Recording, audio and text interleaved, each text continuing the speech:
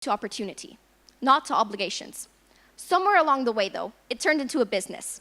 Curiosity got traded for compliance, and freedom for debt. We tell students free, and then we chain them to a system that forces you to obey and to oblige.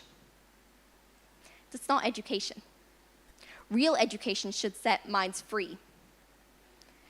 So, everything I've talked about today really leads here. We don't need permission to change the world, and we don't need a cooperation or an authority figure. Change starts with understanding. Bitcoin proves that ordinary people who learn how money works becomes harder to control. So you don't need a title. You don't need a degree. You just need to understand the system better than the people abusing it. Because knowledge is the one thing that they cannot print. Fix the money, fix the world. Thank you very much. When last did you see a 14-year-old talking about Bitcoin? Great, thank you very much. Awesome. Do you guys have any questions? We've got a little bit of time left. Don't you need the mic? Don't you need the mic? Oh, thank you. Yeah, thanks for that. Oh, thank you. Yeah, thanks for that, Samantha.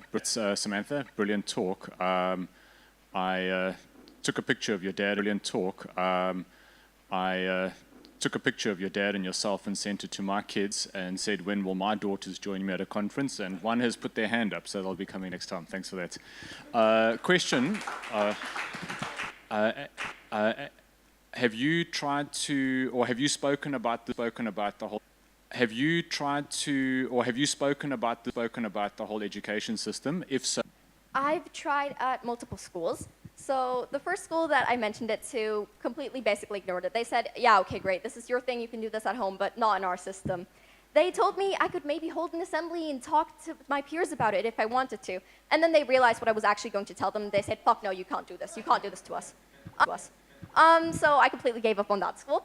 After I changed schools to a public school, I honestly didn't even try, because even when I wanted to go to a conference there, they said, yeah, you can't do that. Because even when I wanted to go to a conference there, they said, yeah, you can't do that. Missing a few days of school is way more important than going to, you know, a conference and speaking on stage. Not like that's a life skill that you'll ever need. And currently, I'm at an online school.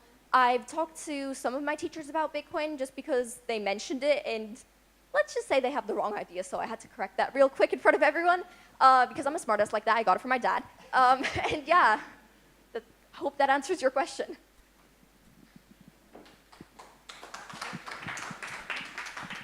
So building on that, have you thought about going around the teachers, since they're a little bit behind, and gathering students that might directly? I've tried. Actually, at my first school, I set up a group of children around. I set up a group of children around my age, I was 11 back then. So they were like 11-year-olds. Some kids are more mature than others. Some were wobbling around, and it was really no hate towards them. We're all just kids. I'm still a kid. Doesn't matter my age. I'm still a kid at heart. And yeah, I did try to teach a little. And yeah, I did try to teach a little sim. I did manage to get a bit through. In one of my first talks, I actually interviewed all my peers, and like, well, not all, but a lot of my